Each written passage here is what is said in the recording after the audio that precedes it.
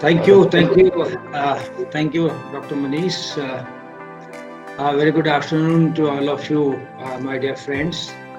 The Honorable, the Organizer Chief, and the Manish Vaishnav, and the respected Dr. K. HariPrasad, Dr. Sumit Barua, other dignitaries witnessing this today's webinar, that is the Healthcare Leadership Webinar, and my dear delegates.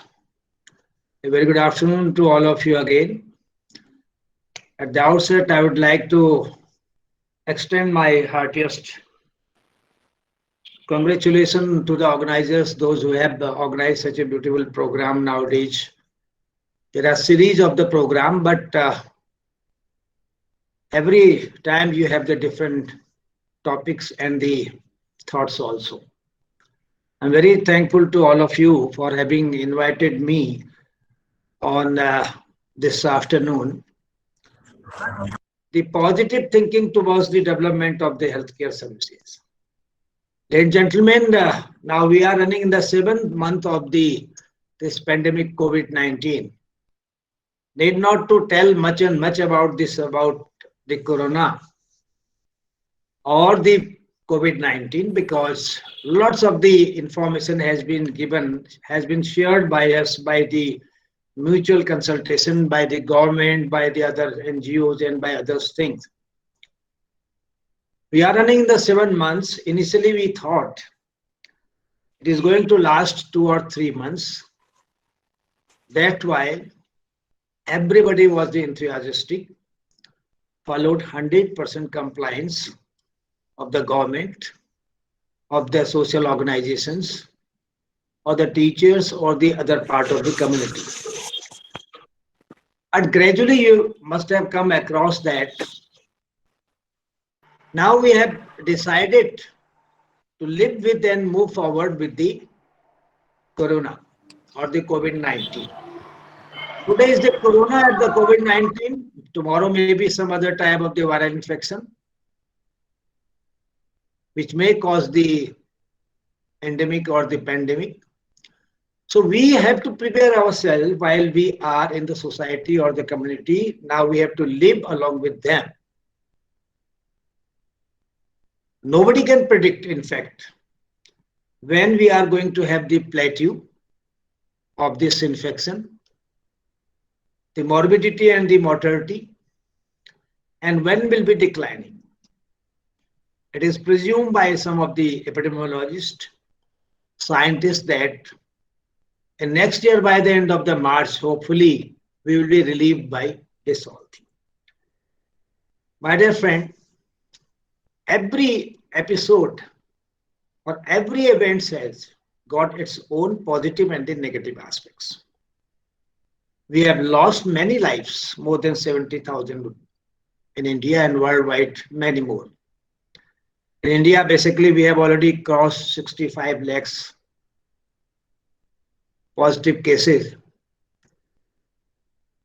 Nonetheless, we have not yet accepted the defeat. We all, as a scientist or the student or the future career, we have to think positive along with living with this situation, and must come together as to how we have to improve ourselves and develop this self-immunity, not internally, physically, but the structurally as a community or as a government or as a nation. We are very sorry to say that we have lost many lives, very near and dear, some of us also, but nothing could be done. The fact is, I will tell you that, truly speaking, in India, the healthcare services, we are never prepared for to fight or overcome to any such type of the situation.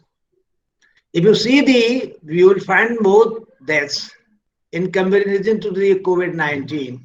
You will find in the malnutrition, in the malaria, in the cancer, in other things. But these all communicable and the non-communicable diseases, they have become our part of life. Despite the fact we know that smoking causes as a lung cancer, and the alcohol causes the cirrhosis of the liver, and similarly some other type of the things which in day-to-day in the environment we are living, they cause harm to our body. But we are, after having much aware about the situation, and we are not taking the proper situation. If you take the account of the government activities, we will see that despite of having so many planning commission in India, so many others considerations, so many committees, and one government comes and another comes, and third and fourth and fifth and fifth, the situation remains the same. Very, very difficult. We could come to decrease our IMR or the MMR, not to the extent. That is why, if you really see, every time we go for the new national policy and go for the initially health for all 2000, then health for all again 2016, now health for all for 2022. So we will keep on increasing because we have the failure all the time.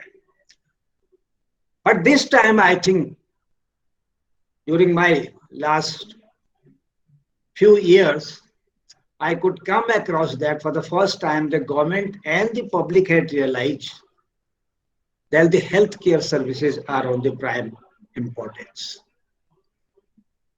Now, if you see the compare in your own places where you are working as a nationwide, in all respect, the infrastructure and other thing has been strengthened. In view of the government has declared it's a national disaster. We have enough money with the National Disaster Relief Fund, and lots of money has been pumped into the state. And I will really tell you for the first time that the police has, in addition to the healthcare providers, all of them have shown their par excellence, their capability. The maximum output the healthcare providers they have extended for the service to the nation and for the community. And the policemen also, we have seen that they have really worked or done a tremendous job, which probably in my thinking would have never done in past. I will thankful to the community also for having compliant the lockdown period absolutely initially for 2-3 months, if you see. But gradually, the another part is that the moment we slow down came the unlock period, that we have started realizing that nothing is going to be happen. No. Still, we have to follow the epidemiological triad, the agent, host, and the environment. And at any step, if we are going to cut it down, discontinued, then we are going to prevent the spread of the disease and occurrence at new pockets. That is, now small child even of the nation knows about the face mask, sanitizer, and the social distancing. These three items, three terminologies have become very, very popular if you see a child of 3 years or the 4 years.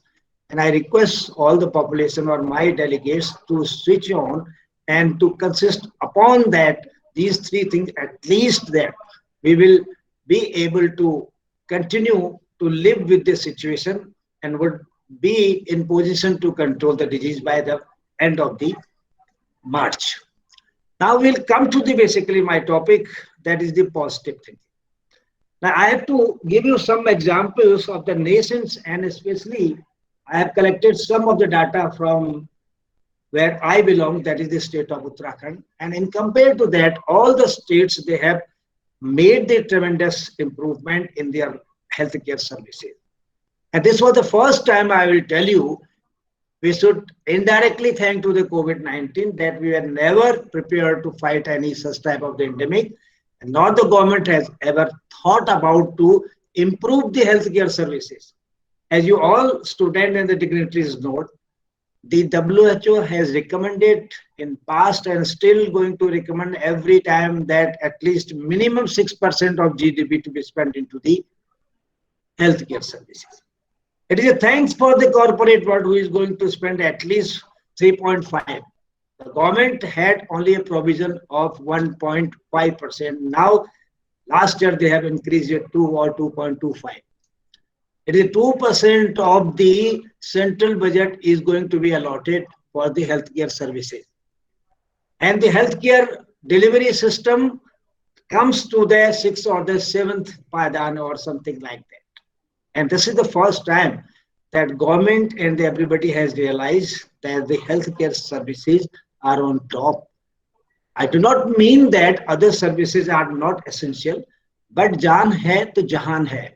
Every time we used to say this phenomenon or this slogan, but never realize about that.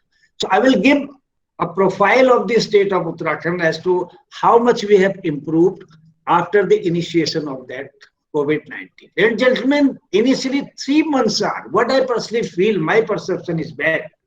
That is, initial 3 months we had a minimum percentage number of the COVID-19 cases in the society and minimum number of the deaths. Initially we thought that the Tablighi are the responsible for increase. A little bit amount was increased by the Tablighi, but later on when we opened for this migration of the population from the Delhi, Bombay or the capital cities or the metro cities to their villages basically. And we have observed here that was the main reason for spreading out or increase in the prevalence of the COVID patient in the state of Uttarakhand. If you see the last 2 months, basically it is a 70 or the 80% patient of the COVID-19 we have observed during the last 2 months only. And accordingly, the death has increased. Going for the death, we have many regions basically, which I will just discuss after some time. So we as a management in the field of the hospital administration, health as medicine, usually I will focus on the resources. As everybody knows that the input or the resources are the 5: man, money, material, machine, and the methodology.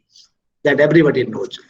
And I will advise to my student also, whenever you are going to describe anything, the resource you put on the resources, then you will never forget that what you are going to tell you. So manpower everywhere, if you see, we could never achieve that one doctor out of 1,000 population, nor at the moment. But the situation has improved in comparison to past. In the state of Uttarakhand, I will tell you, during this period, we had only that time 1,500 doctors and we have recruited 530 more doctors. These manpower are recruited, but government never intended to go. But this is the time we had recruited this manpower. Similarly, 300 nursing personnel have also been recruited, and now another 750 they are in pipeline. 200 technicians were another recruited, and others from the state government budget, NHM, and from other sources, many other outsourcing, at least not less than 2,000 or 3,000 people. It's a very small state of Uttarakhand. 1.3 crore population is there, 13 districts, and the small areas basically, the thick population are only 4 or 5 districts. Otherwise, the hilly population is 70%. That's why you will realize it's a very small data, but giving an example for a small data will be better understood, because to govern or to make mature the small states will be a better example for all of you basically. Now we come to the money aspect. State government never had that much of money, but the central government this time pumped out the lots of the money from the National Disaster Relief Fund. The state of Uttarakhand has received 1,200 crore rupees. We have to spend, and it is with the free hand, open hand. A certain guidelines have been given by the government of India under whom you can go to spend that particular money within the limitation. Of course, it's not a private organization. It's a money, at least at last you have to go for the audit and the replenishment also. Now, if you really see that, then we come to the materials aspect. Is a main aspect. The efficient part was not only the men, it is also in the materials in regards to your medicine and the clinical management, hospital services and the beds. Absolutely we are deficient, especially in the state of Uttarakhand. Here we have 4 or 5 major hospitals which are governed by the government. AIIMS Rishikesh is the one. Doon Medical College, Srinagar Medical College, Haldwani Medical College, they are the 4 medical colleges. They are not the, in fact, except the AIIMS is the tertiary care. But you'll be surprised that after having the sufficient fund and the supervision by the state government, and you'll be surprised to know that in addition to my responsibility as a Vice Chancellor of this medical university, the state government has given a full responsibility to me to supervise and control all over the activities of the state of Uttarakhand. So these are the 4. In addition to that, we started mobilizing the private hospital, those who are having the multi-specialty facilities. They are approximately the 20 hospitals. Now we come to the basically the machine part. We have the beds approximately 3,500 for the tertiary care as of now. It is we have enhanced or then increased to the tune of 50% approximately, more than 50%, 60%. Now there are different levels of the hospital which we have decided, or the rather than the Ministry of Health and Family Welfare has described, that is the 3 level. Level 1, COVID Care Center, CCC. Second is the DCSC, Dedicated COVID Hospital Center, then the dedicated hospitals. So all these multi-specialty hospitals, they are the DC 3rd level. But we have as of now basically approximately 8,000 beds with us within the state of Uttarakhand, wherein if you DCSC 7,000 and the CCC approximately 24,000 beds. COVID care centers, usually here asymptomatic or the non-symptomatic patients are admitted, where all the time doctors are not required, but their supervision is required, of course. And oxygen concentrator, this is the first time you will see. Only we had in 2 hospitals oxygen concentrator. Now we are going to commission in each and every district the oxygen concentrator, which will help the uninterrupted supply. And gentlemen, as you know, the oxygen is the main medicine or the drug supportive item for the COVID patient, because it involves the lung, and the deficiency in their breathing is the biggest problem. Then the ICU beds, approximately 450 ICU beds we have created during this period. Initially, we had only 80 beds or something. And out of these beds, basically, we have 350 ventilators. As of now, we have 50 ventilators in the store itself, and we have invited the private hospitals so you can take these ventilators from us for the time being, and will be returning later on. And the structure which we have increased or enhanced this period will be retained by these hospitals. It's not that they, after the end of the COVID, they will be taken back. No. This is the one-time opportunity given by the state or the central government to all the hospitals, so that they are going to strengthen their hospital forever. Laboratories, I will tell you, COVID-19, RT-PCR, or the rapid antigen, or the rapid antibody, or TrueNet, we did not have a single one in the state of Uttarakhand. We started with the Haldwani. As of now, 7 centers have been already commissioned for that. And approximately per day, 15,000 tests are being carried out. And total more than 80 lakhs tests have been carried out of which approximately positive 55,000 patients have been found the positive here. And the recovery rate is approximately 85%. And we have lost over 734 patients also. Another aspect, if we come to the methodology.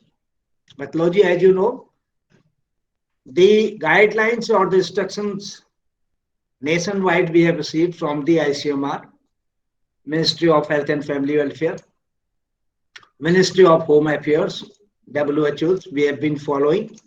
But being a small state, basically, it was very easy for us to contain the areas or keep the social distancing, go for the masking, go for the sanitization.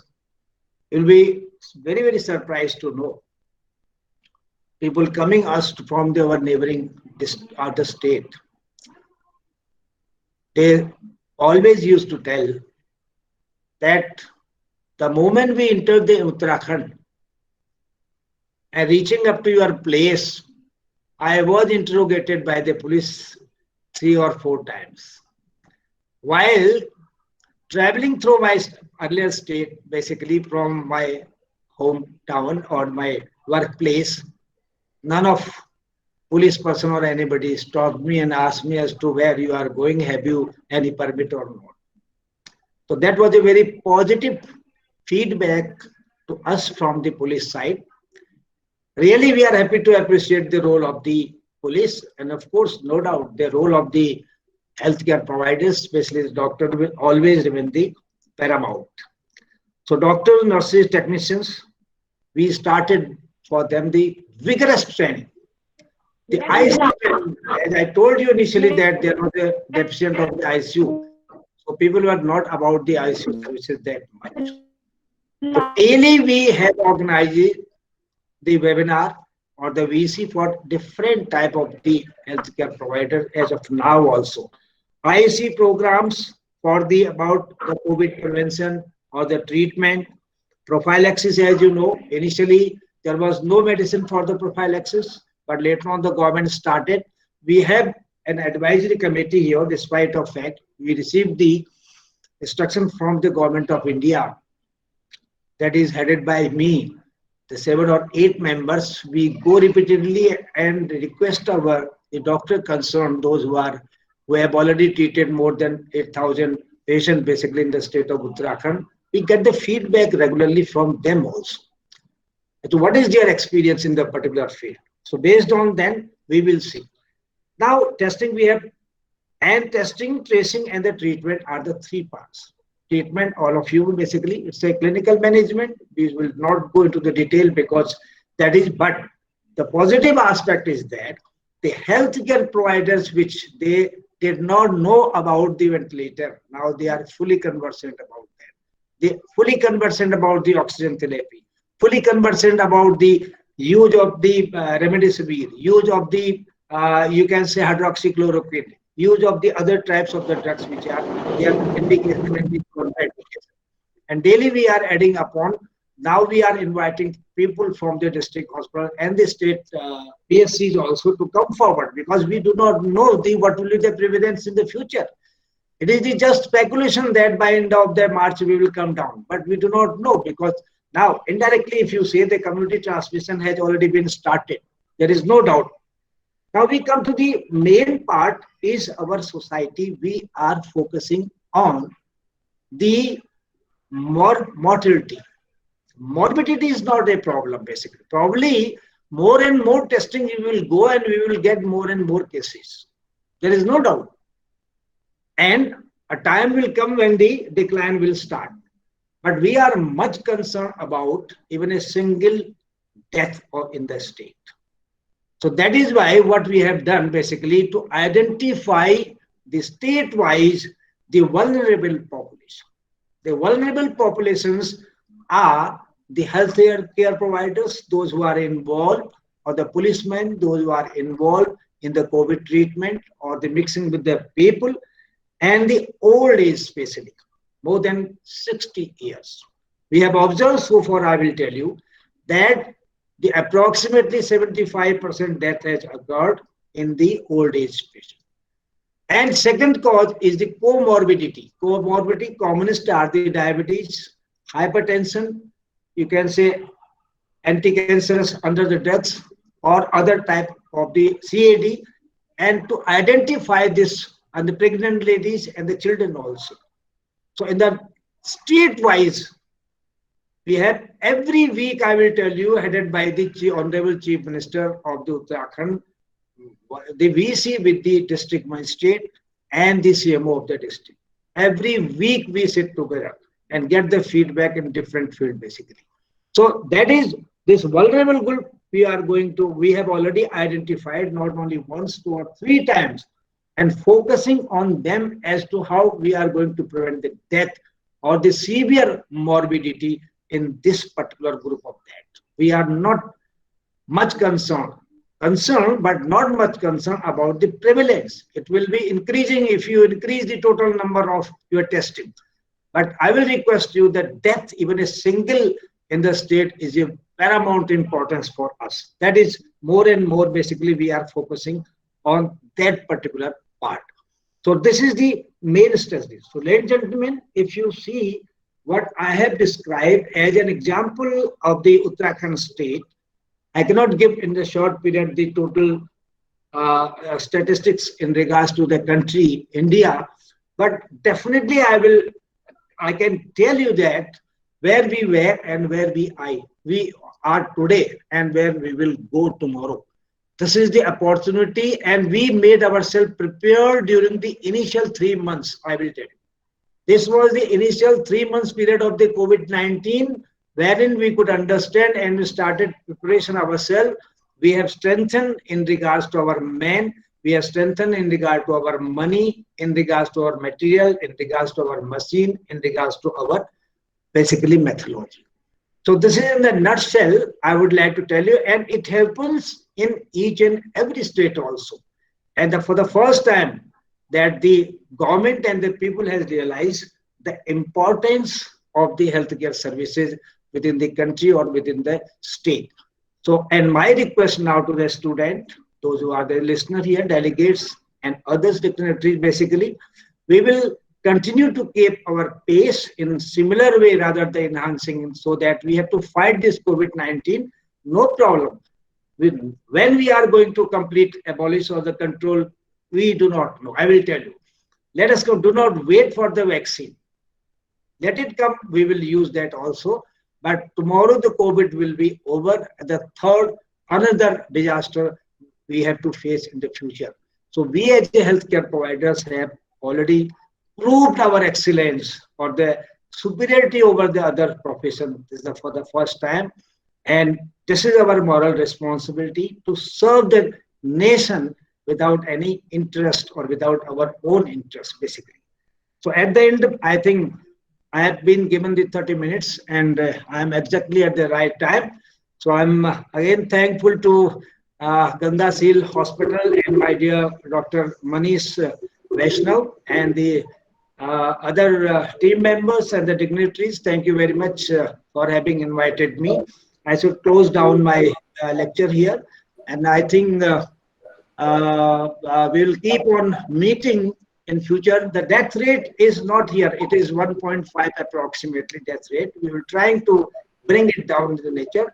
So our focus after having enhanced or increased our capability in all relation or 5M or other infrastructure, now our focus is on basically to reduce or prevent any death in this state. And similarly, B should be possible for the nationwide also. So thank you very much. Have a nice day. Thank you very much. Thank you. Thank you so much, sir. Thank you so much. We are really privileged to have you here with us. I'm very sure the participant must have earned a lot of things. And as I mentioned earlier, we have Dr. HariPrasad sir with us. A very warm welcome to you, sir. Thank you so much for accepting our request and being here. We are really honored and privileged to have personalities like Hemchandra sir and like you. And shortly, Mr. Sumit Barua sir shall also be joining us. Once again, thank you so much, Hemchandra sir. You are having some appointments today, but then also you have given your precious time for us. We'll certainly, sir, as you said, we'll be hosting such webinar in future also, and we request, in fact, in advance to accept our invitation for future webinars. And with this word, I now request Dr. K. Hariprasad sir for his talk today. And I again request all other members to mute their audio. Thank you so much. Thank you, sir. And Dr. Thank you, K. sir. Thank you very much. I'm sorry I'm not able to continue with you. I have some other engagement also. Have a nice, my Thank you best so much, wishes sir. for the success of this program. Thank you. For the other Thank you dignitaries, so also much. I apologize for not having with you. And thank you, Thank others. you. But my representative, Dr. Anupama, will be follow you for some time. I think she is here already. So thank you very much. Thank Yeah, thank you. you, sir. Now I request Dr. K. Hari Prasad sir for his talk. Good afternoon. It's a privilege to be on this platform and share a few thoughts on healthcare leadership.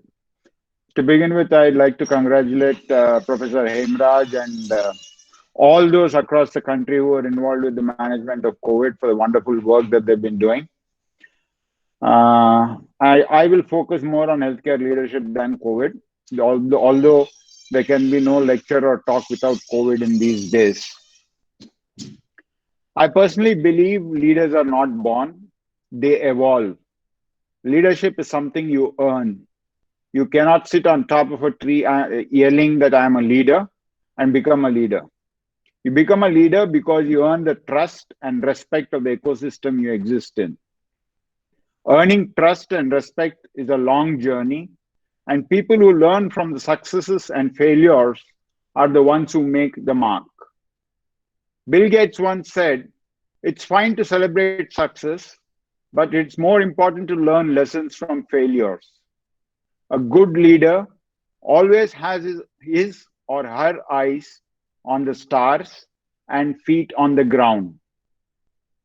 I'm here not to preach, but to talk about real life experiences. I have been in healthcare for over 4 decades, and there have been many peaks and valleys. Just about when I thought I was at the peak, the next step would take me down a deep valley, and the painful climb to the peak would begin once again. What life and profession has taught me is that there is only one thing that is constant, and that is change. I will start with a real life story of mine. I started smoking at a very early age, and that too about 20 to 30 cigarettes a day. And being in medicine and being a healthcare provider myself, I knew all the ill effects of smoking. And I wanted to stop smoking, but I somehow could not. I got addicted to tobacco. And I was worried about lung cancer. So the next thing I did was to give up smoking. I started chewing tobacco, thinking that that would be a better alternative. But I knew my lungs might be saved, but I am now prone to a oral cancer. And I tried very hard to get rid of the chewing tobacco, but I could not. Then finally, I discovered nicotine gum and tried to give it a go. So I started I stopped chewing tobacco and started nicotine gum. And over a few months, I stopped chewing tobacco completely and was on nicotine gum. And now I'm off nicotine gum, and I just to keep my mouth occupied, because it was occupied for many, many years with tobacco and nicotine gum, I chew a regular chewing gum. So change has to be for the good, and you need to make it happen irrespective of how difficult it is. This story of smoking reflects this aspect of managing yourself. And unless you manage yourself, you would not be able to become a leader. These are unprecedented times where unpredictability is the rule and uncertainty the norm. The year 2020 will be marked as a landmark in history. Many will remember it as a disastrous year, while a few will mark it as a year when change began and a new norm.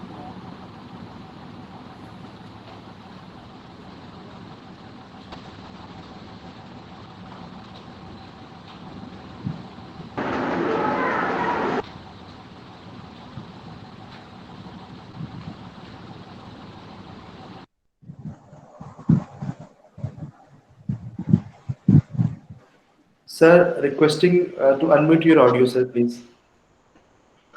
Yeah, sir. Somehow,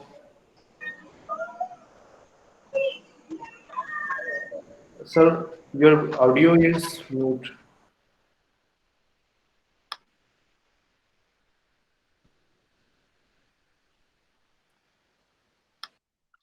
So we are not able to hear you.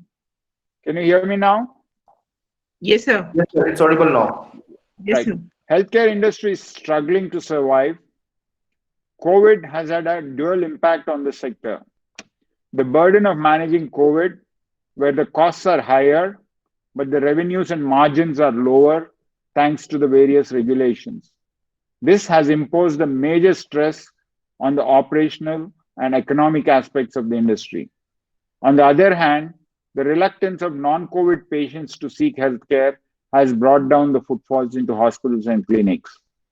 COVID deserves all the credit for the losses of healthcare players in the organized sector during the first quarter, while the unorganized sector has almost shut down. Despite the crisis, healthcare sector has shown the resilience not just to survive, but has thrown up creative solutions to tackle the pandemic. While some of these innovations are specific to the pandemic, most will become a part of our healthcare system and change the healthcare landscape in India. Those who are waiting for COVID to disappear miraculously and hoping to return to business as usual are in for a rude shock. COVID is here to stay, and the transition to a new normal has started. Those who leave behind the luggage of the past and embrace the new normal will survive, while those who do not will perish. Digital healthcare, preventive healthcare, diagnostic tools, therapeutic options, behavioral patterns of the community, expectations of a patient, models of change, models of care are all changing. The first lever to accelerate growth is to be a part of this change and make it happen sooner than later. This, I believe, is the lifeline for health sector in the new normal. Teleconsults, teleradiology, telepathology, EICU, wearable devices, artificial intelligence, PHR, and numerous other digital options are available today and are being adopted rapidly by different stakeholders. Digital health is an important lever for growth and has the potential to be the difference between success and failure in healthcare. With the advent of new technology, better understanding of the disease process, and higher skill levels of the providers, newer models of care are emerging. There is a significant shift from traditional hospital-based care, outpatient care, day care procedures, minimally invasive procedures, home care, even care in hotel rooms, and remote care are gradually becoming the mainstay of healthcare. We are moving into an era of healthcare where more people will get better care, but hospitals and hospital beds will become less relevant. This is something which the sector needs to bear in mind while planning expansions or building new projects. Capital that is being infused into the sector needs to be channelized into the right buckets, and that is the new models of care. This will accelerate growth in the sector and as we move into the new future. Change is what I have been preaching so far.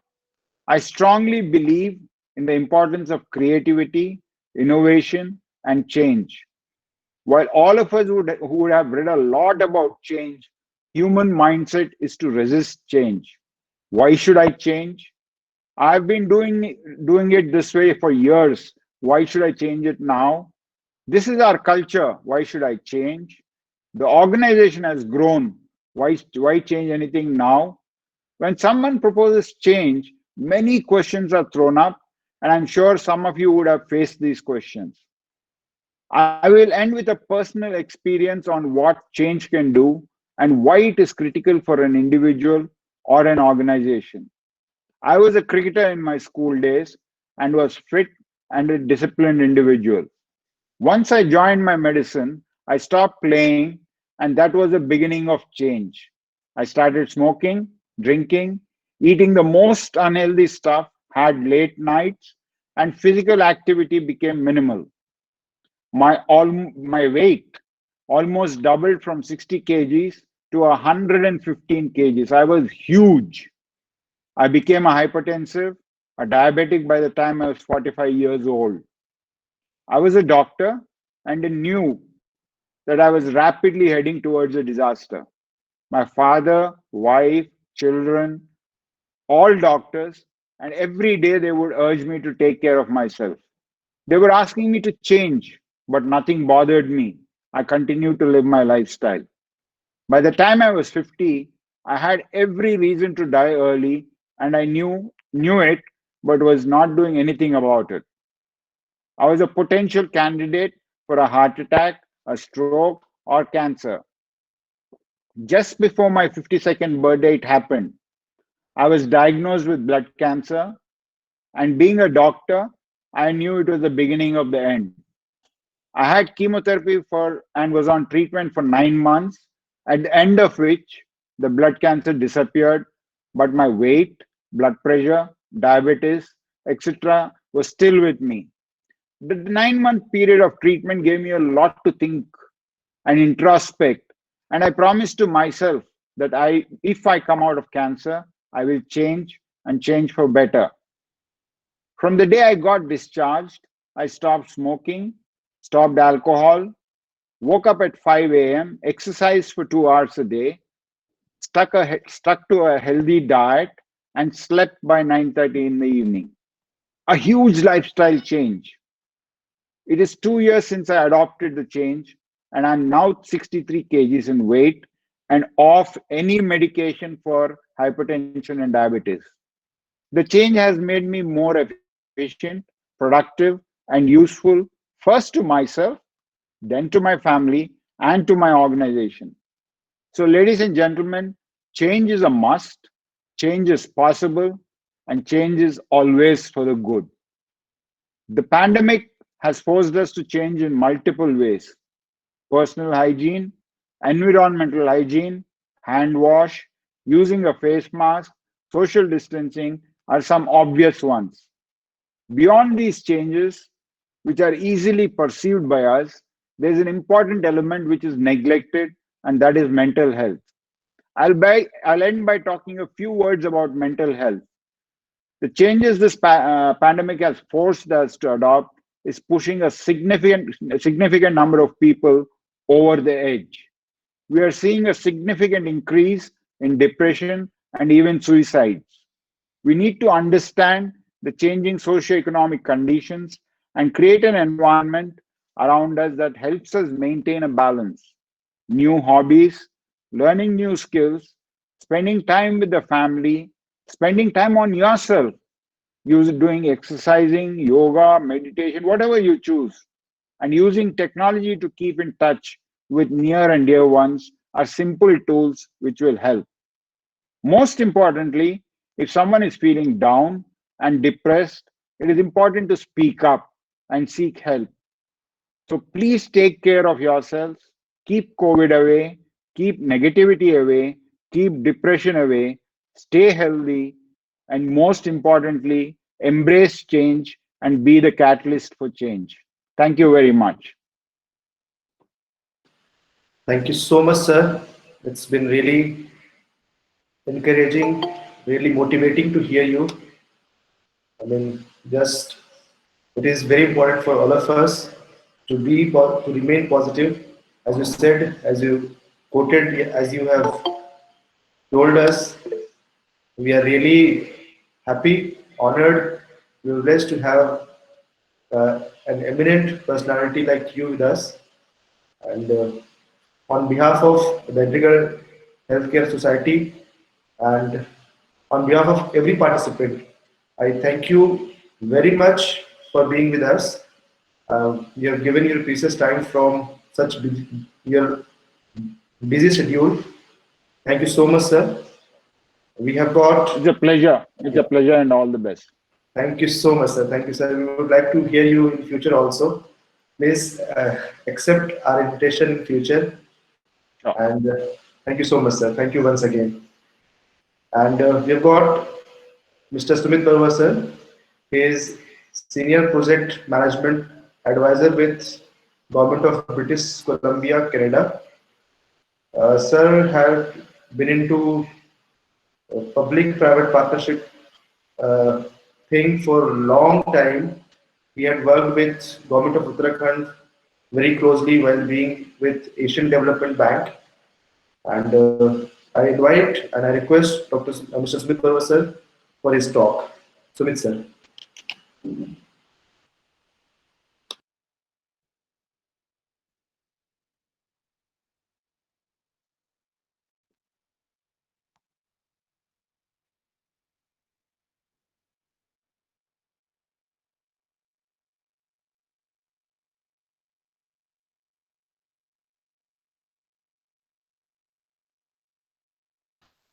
Sumit, sir, please unmute your audio, please.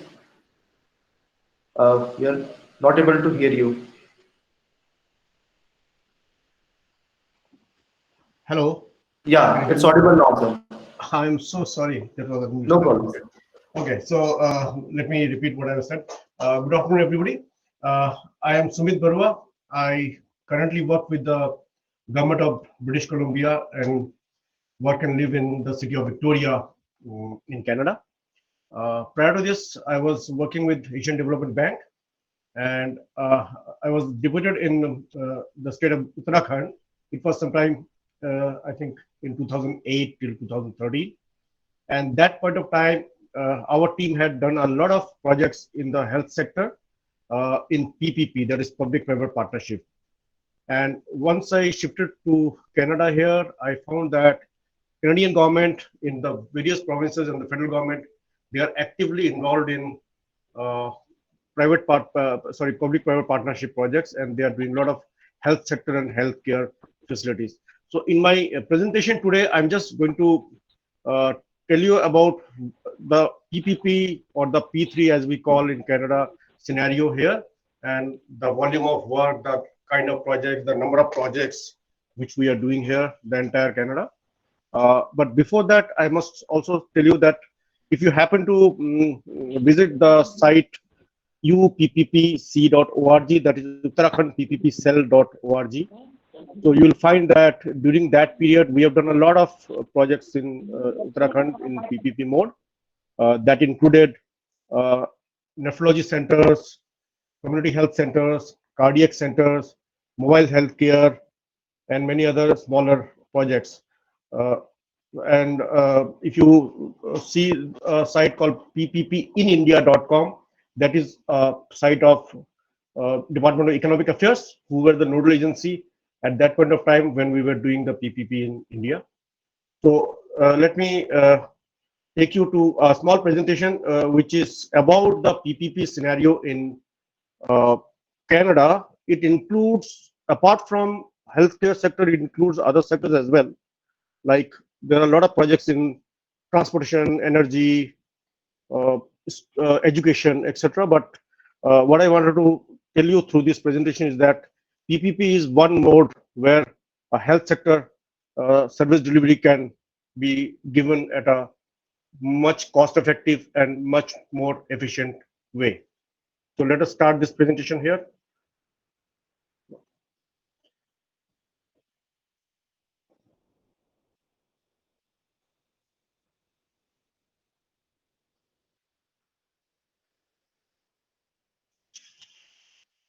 So I hope you can all see this presentation. So this is an ecosystem of Canadian P3 market. And Canada is a very matured market compared to many other markets in the world. And the Canadian experience and the Canadian achievement has been in the forefront of all PPPs in the globally. What is a PPP? Public-private partnership is a long-term performance-based approach where the major responsibilities are given to a private sector in terms of risk and financing, and they deliver this project, which will include design, construction of a facility, and the long-term maintenance. The difference between PPP and the conventional method is that in conventionally we generally give a design to the contractor and the contractor builds a facility. But in this case, the entire thing is done by the private sector, which includes designing the facility, constructing the facility, financing it, and then long-term maintenance. The long-term can be as long as 30 years, 25 years, 30 years. And in that, all the risks such as design risk, construction risk, maintenance risks, and all the other risks, and most of the risks are taken by the private sector. An optimum P3 is a maximum risk transfer results in positive value for money, which means that if we compare the two methods, one is the conventional method in which government is giving it designing it, giving it to a contractor, then what is the total cost to the government in terms of present value? And then compared to that, if we give everything to our private sector, then what is the cost to the government? What is the payment that we are making to the private sector? The difference between the two is the value for money. So in P3, as I said, that it is not only constructing a facility, but it is a whole life cycle approach, which means during the life cycle of the asset, which can be as long as 30 years, the private sector assumes all the responsibilities. Secondly, there is a performance-based payment. It is not that we are going to pay upfront to the contractor the way we do it in the conventional method. Here, he has to perform, and then only the payment will be done. So every month or every year, there will be a performance, and on that basis, the payment will be done. Suppose, for example, I give an example. In Dehradun, we have one nephrology center which was built under P3, and then there was another in Haldwani that was also done in the P3. In the nephrology center, the payment was based on the number of dialysis done by the private sector. So every day he had, if you happen to visit the Dehradun center, you will find that there are 10 machines, and each day he's performing some dialysis. So depending on the number of dialysis done by him, successful dialysis done by him, he will be paid at the end of the month. So that is known as performance-based payment. Secondly, innovation. In P3, public sector tells you what it wants. It doesn't tell you how it has to be done. Like in conventional method, we give them the design. We tell the contractor how to do it and what to use, what material to use. But in P3, we just tell them what to do, what is the result we need, whatever way he does it. So he may bring in new innovations, he may bring in new methods, he may bring in some new design concept or construction concept, but he has to deliver what we want. Then the risk allocation, as I said, that there are many risks during the life cycle of an asset, right from the design, right from the planning stage to design stage to construction stage and the maintenance and the thereafter. So all the risks in this case, most of the risks are allocated to the private sector. So that means if something, our prices goes up, suppose the dollar value goes up or the construction material cost goes up, government is not going to pay him anything extra. Government has already agreed with him the price. So he has to bear that risk. So cost escalation risk or foreign exchange fluctuation risk or import duty risks or taxes and other things if it rises, everything has to be, all the risks has to be taken by the private sector. Then lender due diligence. This kind of projects, which are bigger projects, there is a lender, which means the bankers are lending the fund. The bankers are involved in this, and the bankers also know that the payment is performance based. So bankers will do a due diligence on the performance of the P3 partner to ensure that P3 partner performs, gets the money from the government so that he can return his whatever debt he has taken from the lender along with the interest. So apart from government monitoring, there is a lender who is also monitoring separately to ensure that P3 partner performs. In the procurement process, the P3 procurement takes a longer time. It is not like you're given a tender and within 2-3 months you can give the order.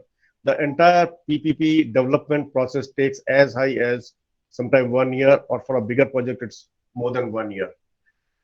So that is costly in terms of procurement.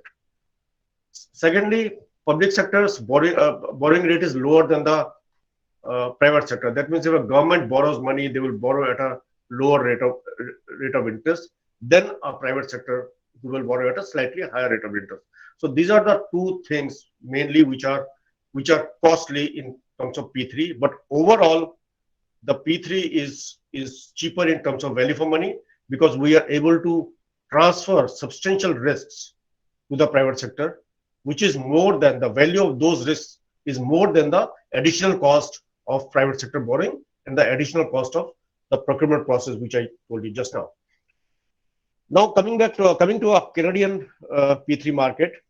Canada has a very matured P3 market, and they have an impressive number of P3s successfully completed.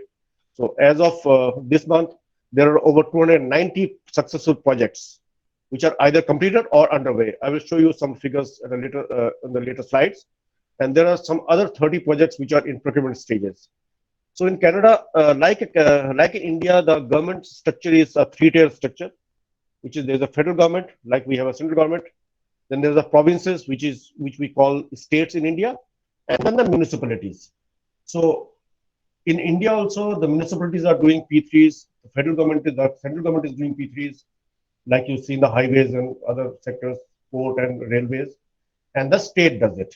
So similarly in Canada as well, the provinces, the municipalities, and the federal government are participating in this P3 project development, which are basically in the field of road, transportation, transit, and waste management, education, health sector.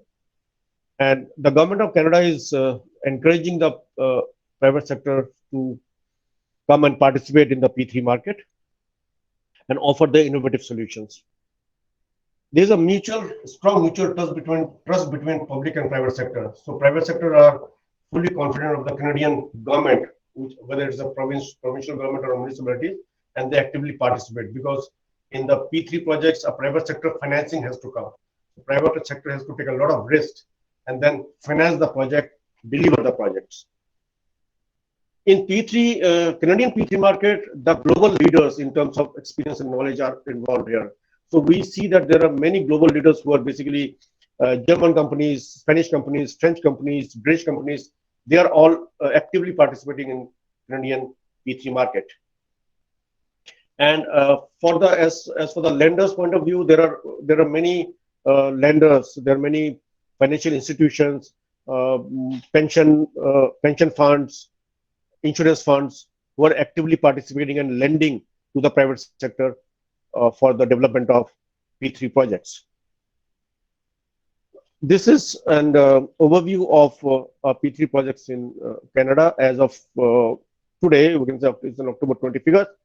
So they have 206 operational projects, and there are 26 projects completed, and there are some other projects which are under different stages of procurement. Some are under construction, some are under financial closure, some are under bidding.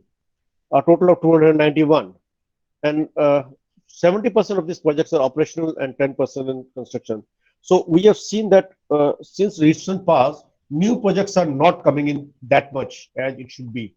So all the projects which are there, bulk of them are already finished, already completed, and they are under operational. So a few more projects need to come to keep this healthy pipeline of projects.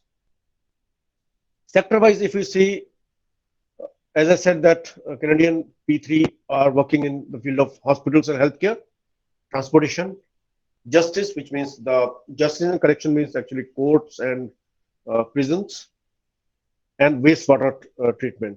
So hospital, healthcare, transportation, justice, they account for 70% of all the projects in terms of numbers and value. The value of these 290 projects are $140 billion. So it's a huge amount. 140 billion Canadian dollars is the worth of these 290 projects. If you see as I said, the tiers of government, so we see that federal government are doing some projects, but most of the projects are done by the provincial governments, and some of the municipalities are also taking part in this project. So this 290 is, out of 290, 75% of these projects are done by provincial governments, which means the states, like we say in India. There are 13 provinces, and one. I mean, there is one more line which is multiple. There are 13 provinces, and out of these 13 provinces, if you see, 85% of the projects are coming from only 4 provinces. But population-wise also, these 4 provinces account for 85% of the population. Rest of all the provinces are very small and the population is very low there. Now, what are the key success factors of P3 in Canada? Number 1 is the government support. The federal government, the provincial government, they have laws, legislations, policies and rules in place which permits the government to undertake P3 projects. Canadian model is based on a rigorous value for money analysis. As I said, value for money is the difference between if you do it in a conventional way and if you do it in a P3 mode. So what is the difference in terms of present value of money is known as value for money. It's a very rigorous exercise. It takes a lot of financial modeling, risk allocation, risk valuation.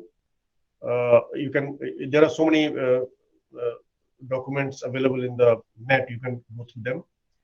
And P3 is pursued only when it demonstrates a saving in terms of the conventional method and the P3 method. Now, in the different provinces, there are P3 agencies specifically found by the provincial government who have developed standardized procurement processes, including the contracts, the request for proposal templates, the request for qualification templates, the financial modeling templates, and the evaluation methods, and the financial requirements. So these are standard processes. So for each project, a province doesn't have to reinvent the wheel. They have standard processes in place, which helps them in undertaking new P3 projects.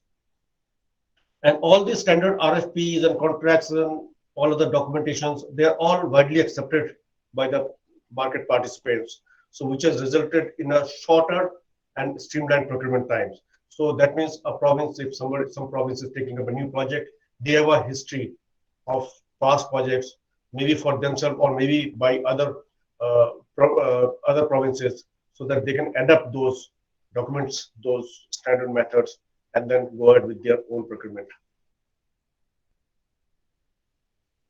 This is a well-functioned financial market which provides wide ranges of lending to the private sector.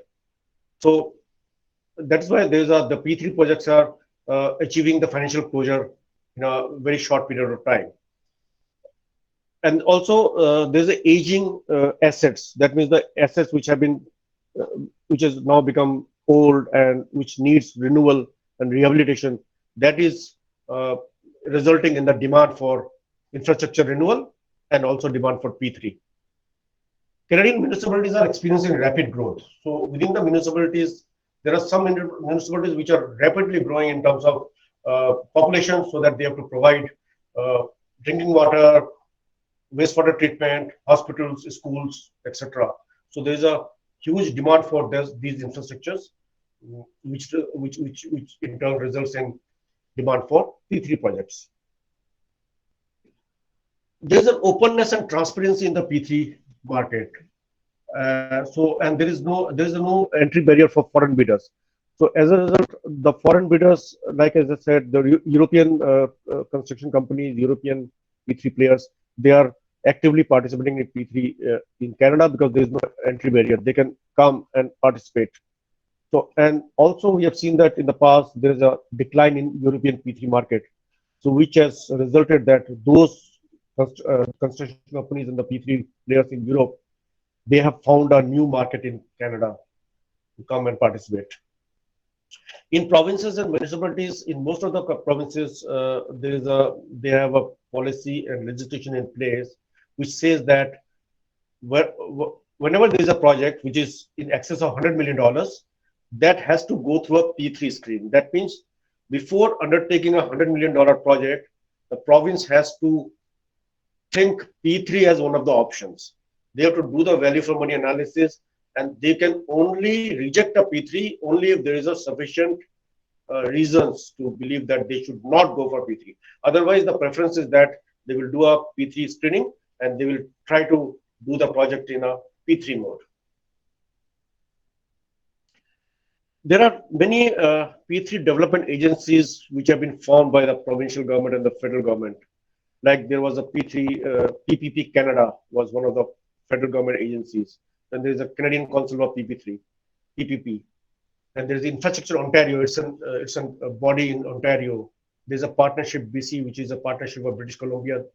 These are all government bodies formed by the provincial governments to develop, plan, bid P3 projects. There's Alberta Infrastructure. There's a Sex Bill in the Saskatoon. PPP Canada has now been dissolved, but it was formed temporarily for a period of around 10 years, which led to they have developed expertise in P3 through knowledge sharing. So under the Economic Action Plan of 2013, the mandate of PPP Canada was to screen P3 projects, give a funding to the P3 projects. Like in India, we have something called VGF, Viability Gap Funding.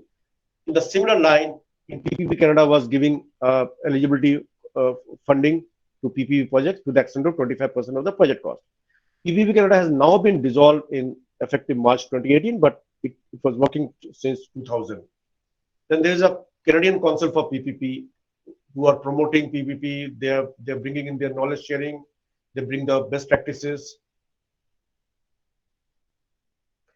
In the development funding, there is a $53 billion new Building Canada plan, which was announced in 2013. And there is a federal gas tax funding of $2 billion per year for municipalities. These are all for developing new infrastructure. PPP Canada was funding 1.25 billion. Under the fund, PPP Canada was conducted 5 rounds. As I said, PPP Canada fund provides financial support up to 25% of the project cost. Now, these are the PPP players in Canada. So, as I said, that there are many overseas players who are actively participating in Canada right now. So there are Spanish companies, French companies, US companies, UK and Australian companies who are, they are very big global players. You must have heard their name, SNC, Levelin, PCL Constructor. If you go through their website, you will see that they are active in almost 100, 150 countries all over the world. They have these big companies are working in traditional design build traditional method of construction as well as the PPP. Then, as I said, the P3 procurement takes a longer period of time, and it takes a lot of expertise in developing because it involves a lot of scope development, a lot of financial modeling, a lot of risk allocation.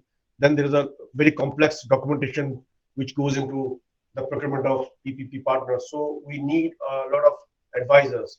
So in Canada, there is a lot of expert advisors like Ernst & Young and KPMG, Deloitte. These are the players who are also present in India, PwC, and all these players.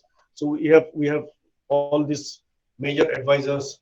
And as I said, most of the documents and the methodologies and the models, etc., are all standardized. So they have all standard templates, etc. So it helps them in developing a P3 project in a shorter period of time. Then the P3 project contract, if you have ever seen a P3 contract, it's a very complex contract because the contract covers the design phase, construction phase, the operation and maintenance phase, and all of the service deliveries. So if you see a PPP contract, it runs into 200, 300 pages.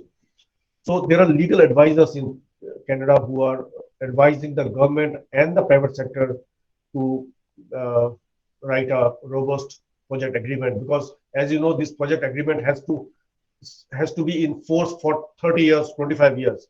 So it has to be a very robust project agreement. Each and every aspect of the project has to be built into those contracts.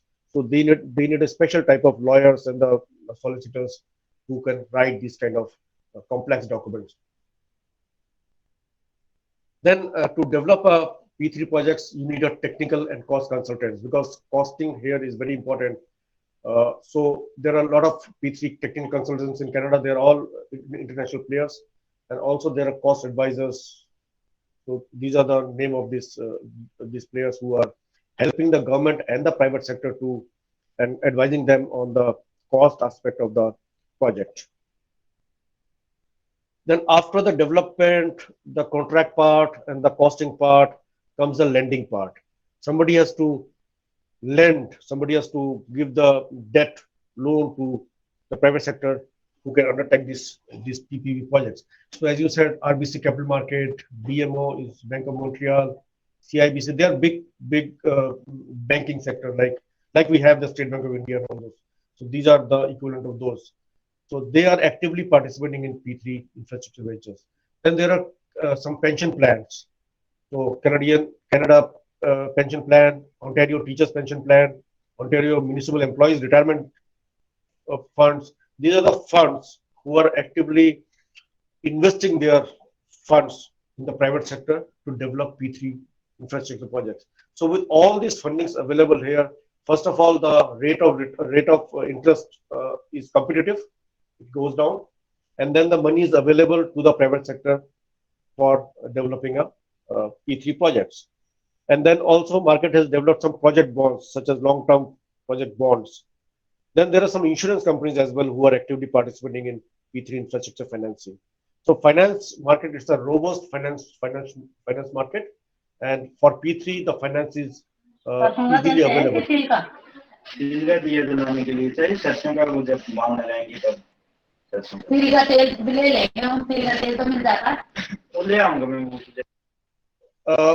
One more stakeholder in this P3 project development is the fairness advisor. We have seen in India, I have seen in India that whenever we do a bidding, there's a lot of problems. There are a lot of ambiguity, or there are a lot of doubts about the entire transparency and the entire process. So in Canada, there is a concept called fairness advisor. So whenever a P3 project is bidded out, there's an auditor, there's a fairness auditor who participates in this entire development process. So that means if I am a government and we are bidding out a project, we will also engage, apart from lawyer, apart from that P3 consultant, as I said, we will also hire a fairness advisor. The fairness advisor will be part of the team, and he will oversee the entire process to ensure that this all fairness and transparency is maintained during the entire process. So he's sort of an auditor who will be involved in the project development and see that the government is adhering to all the rules, regulations, registrations, etc. There is no such ambiguity where it may lead to a legal implications later on. So there are many fairness advisors in Canada. I've just given few of them, but there are many more. Knowledge and all this thing. I have worked in one of the project in Calgary. That was a $200 million transit project, Calgary Transit bus garage process. And the first one, the knowledge, was our fairness advisor in that. So what is the way forward in Canadian P3? So as of now, we say that, as I discussed in one of the slides earlier, that new projects are not coming in at that rate. All the projects have already been, construction is complete and they're operational. So we have to have new projects in the pipeline so that this healthy pipeline keeps on growing. The municipalities and smaller provinces are not doing P3s much. If you recall that one of the slides I've said 75% of the P3s are coming from provinces, and out of those 85% are coming from only from 4 provinces. Because the smaller provinces have a very low population, they have a low requirement of infrastructure. As a result, P3s are not coming in from those provinces.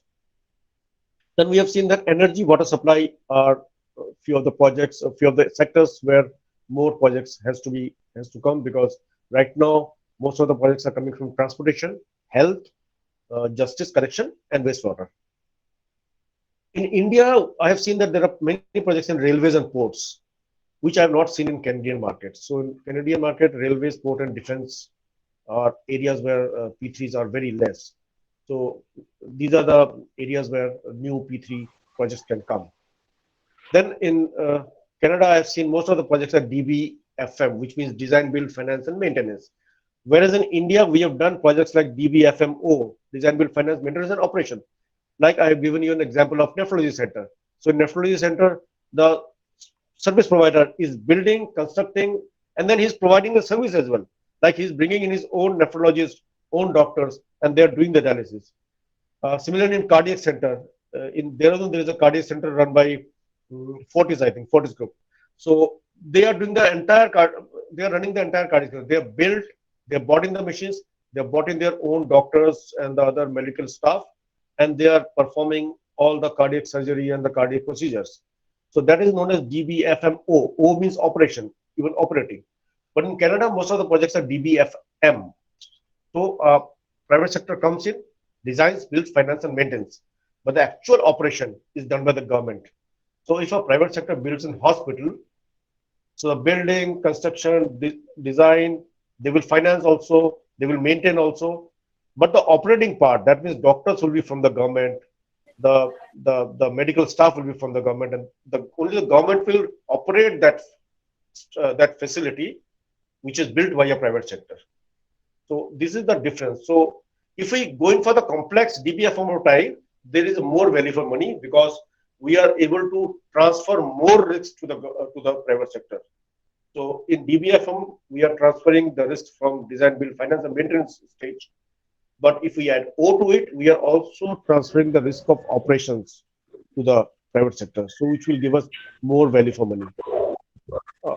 And there is a national level building, capacity building has to be planned. In India, we had a national level capacity building programs running in by Department of Economic Affairs, and ADB also was a part of it. World Bank was also part of it, which I have not seen in Canadian market. So these are the way forwards for Canadian P3.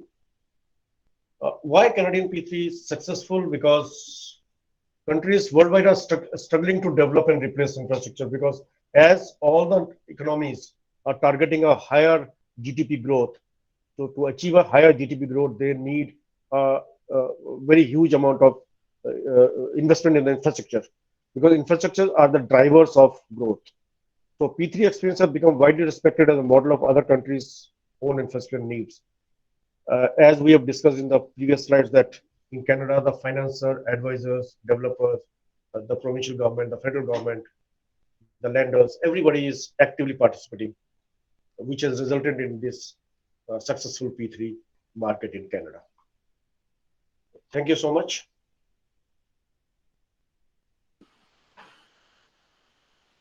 Thank you so much, sir. I mean, it's really nice presentation, and I'm very sure that participant must have learned a lot of things about PPP, and it is quite late there in Canada. It's almost midnight, and sorry for giving you pain and bothering you to join us in such a late hours. You are so wonderful, man. You have always supported me. You have always guided me. You are a mentor to me, and it's really always been motivating to hear you, listen to you. Thank you so much, sir. Thank you for being with us. Thank you, my pleasure. I'll seek in such a way कि आपका time का I'll take care of this thing in future. And for sure. Thank you so much once again. Thank you. And thank you. All the participants, thank you very much for joining us in this webinar. This webinar shall be followed by a certificate which we'll be sending you in email, which has been signed by all the speakers and from the organizers side. Thank you so much for joining us, for being with us for this webinar. We wish you very all the best for your future. Stay safe, stay healthy. All the best. And for any question, query, you can send us email, or you can drop a message in the WhatsApp group which we have made for this webinar. And hope to see you again for our future webinars. Thank you so much. Thank you. Thank you. Thank you. Bye. Thank you so much. Thank you, everyone. Thank you, everyone. Thank you.